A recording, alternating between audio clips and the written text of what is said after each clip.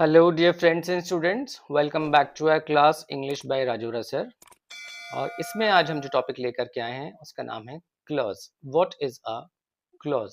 अक्सर हम इसके बारे में नाम इसका सुनते रहते हैं, क्लॉजेज इन फ्रेजेस। तो पहले देखते हैं फ्रेज क्या होता है। Phrase is also a group of words, लेकिन इसमें not necessarily subject and verb दोनों प्रेजेंट हो, केवल सब्जेक्ट हो सकता है, केवल वर्ब से भी फ्रेज बन जाता है। लेकिन क्लॉज के लिए कंपल्शन है कि उसमें एक सब्जेक्ट और एक वर्ब जरूर होगा। क्लॉज, यस, क्लॉज का मतलब होता है एक group of words with a subject and a verb. लेकिन अपने आप में कंप्लीट मीनिंग इसका नहीं होगा, इसको किसी ना किसी और चीज की सहायता की जरूरत होती है। ठीक।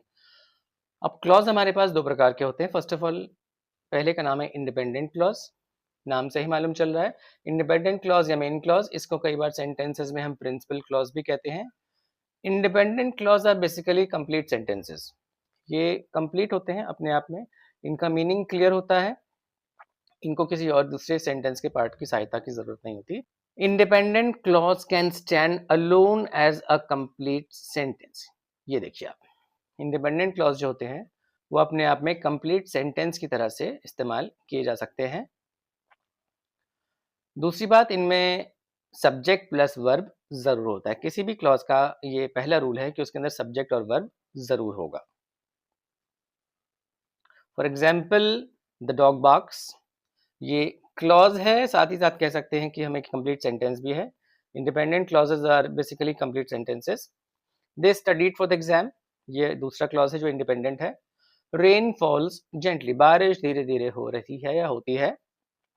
ये तीनों प्रकार के सेंटेंसेस या तीनों प्रकार के जो क्लॉज हैं ये इंडिपेंडेंट क्लॉज कहलाएंगे। इसके बाद जो दूसरा टाइप ऑफ क्लॉज है उसका नाम है डिपेंडेंट क्लॉज। डिपेंडेंट क्लॉज को सबऑर्डिनेट क्लॉज भी कहा जाता है। नाम से ही मालूम चल रहा है, सबऑर्डिनेट यानी सहायता करने वाला। ये क्लॉज ऐसे होते हैं, इनमें एक वर्ब होगा, एक सब्जेक्ट होगा, लेकिन फिर भी कंप्लीट होने के बाद भी इनको किसी ना किसी चीज की सहायता की, किसी ना किसी पार्ट ऑफ सेंटेंस की सहायता की जरूरत पड़ेगी। कैन नॉट स्टैंड अलोन, ये अपने आप में सेंटेंस का मीनिंग क्लियर नहीं कर सकते। begins with a subordinating conjunction और a relative pronoun। इनकी शुरुआत हमेशा एक कंजंक्शन से या एक रिलेटिव प्रोनाउन से होती है। दूसरी बात जो कि बहुत इंपॉर्टेंट है, इनको अपने मीनिंग को क्लियर करने के लिए एक इंडिपेंडेंट क्लॉज की जरूरत पड़ती है, तभी इनका मीनिंग क्लियर होता है, अदरवाइज मीनिंग इनका क्लियर नहीं हो पाता। For example, because it was raining, देखिए इसमें हमारे पास में सब्जेक्ट भी है, वर्ब भी है, क्योंकि बारिश हो रही थी। सो व्हाट, आगे तो बताइए, कुछ ना कुछ आपको बताना पड़ेगा। Because it was raining she could not come, बारिश हो रही थी इसलिए वो नहीं आ पाई। शी कुड नॉट कम जोड़ना पड़ेगा, तभी इसका मीनिंग अपने आप में क्लियर हो पाएगा। दूसरा एग्जाम्पल देखते हैं, विच इज रेड।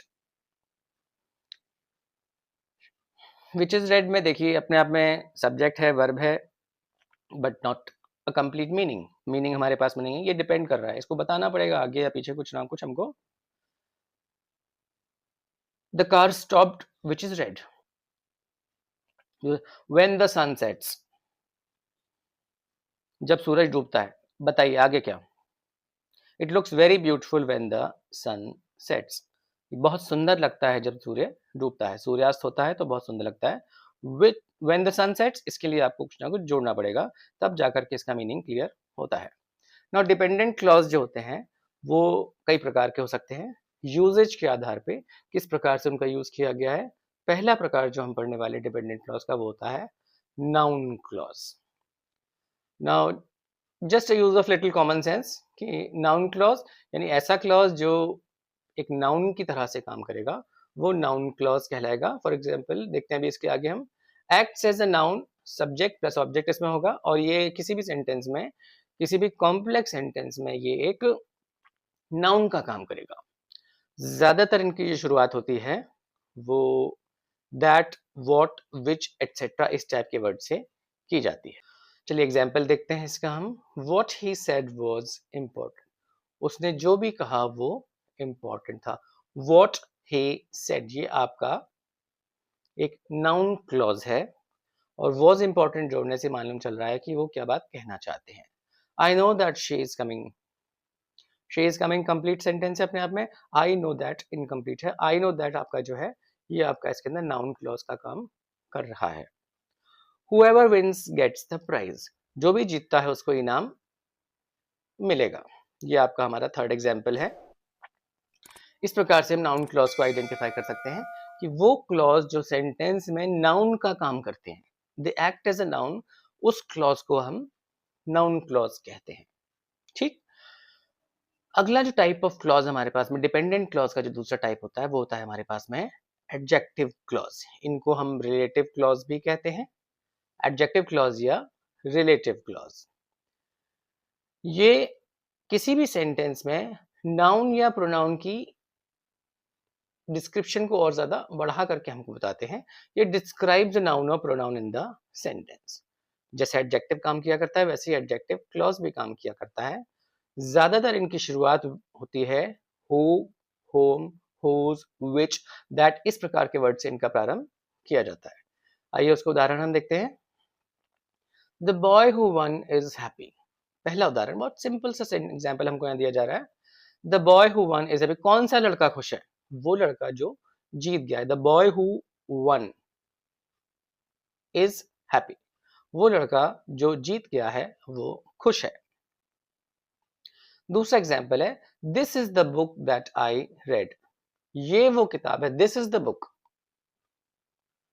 कौन सी किताब? ये वो किताब है जो मैंने पढ़ी है। This is the book that I read, जो मैंने पढ़ी वो ये किताब है। यहां पर दैट आई रेड आपका एडजेक्टिव क्लॉज है। कौन सी किताब? This is the book that I read. अगला एग्जाम्पल देखते हैं। The house whose roof is red belongs to हर।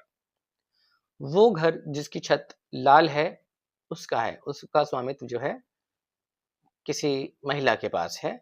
ये आपको बता रहा है कि एडजेक्टिव क्लॉज का यूज करके किस प्रकार से हम सेंटेंस को बनाते हैं, किस प्रकार से हम कॉम्प्लेक्स सेंटेंसेस बनाते हैं with the use of adjective clause. I hope आपको क्लॉज इस वीडियो के बाद में समझ में आ गया होगा और कोई इसमें कंफ्यूजन आपको नहीं होनी चाहिए।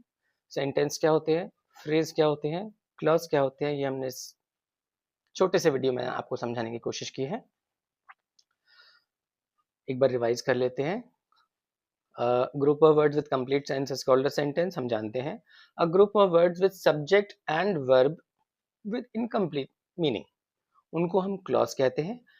अ group of words not necessarily with a subject और verb, that is called a phrase. Clause हमारे पास में दो प्रकार के हो सकते हैं बेसिकली, एक होता है इंडिपेंडेंट क्लॉज, एक होता है डिपेंडेंट क्लॉज। डिपेंडेंट क्लॉज को सबऑर्डिनेट क्लॉज भी कहा जाता है, दिस वन। इंडिपेंडेंट क्लॉज को मेन क्लॉज या प्रिंसिपल क्लॉज कहा जाता है। नाउ आगे बढ़े तो देखा जाएगा डिपेंडेंट क्लॉज हमारे पास में और कैटेगरीज के हो सकते हैं। First of all it is noun clause. जब कोई भी क्लॉज किसी सेंटेंस में नाउन का काम करता है तब उसको हम नाउन क्लॉज कहते हैं। दूसरा होता है हमारे पास में एडजेक्टिव क्लॉज, या इनको रिलेटिव क्लॉज भी कहा जाता है। जब कोई क्लॉज सेंटेंस में एडजेक्टिव का काम करता है, नाउन या प्रोनाउन के बारे में हमको बताता है, उस प्रकार के क्लॉज को हम एडजेक्टिव क्लॉज कहते हैं। द सीरीज विल कंटिन्यू, आगे भी और देखेंगे क्लॉज के बारे में हम क्या क्या होते हैं। एंड आई होप आपको ये चीज़ें आज समझ में आ गई होंगी, क्लॉज क्या होते हैं, किस प्रकार से इनका यूज़ किया जाता है। So keep on enjoying and studying properly. आप अच्छी तरह से पढ़ते रहिए, मन लगा के पढ़ते रहिए, ध्यान से वीडियोस देखिए, और आपको समझ में आता है then please do like and subscribe this video and ताकि आगे और वीडियोस आपके लिए लेकर के आ सके हम, क्योंकि आपका जो समर्थन है वही हमारे लिए विशेष प्रेरणा है। बेसिकली वही हमारी इंस्पिरेशन है कि हम आपके लिए और अच्छा काम करने की कोशिश करें। So I hope you would like and subscribe my channel. Thank you very much. Keep studying, keep enjoying.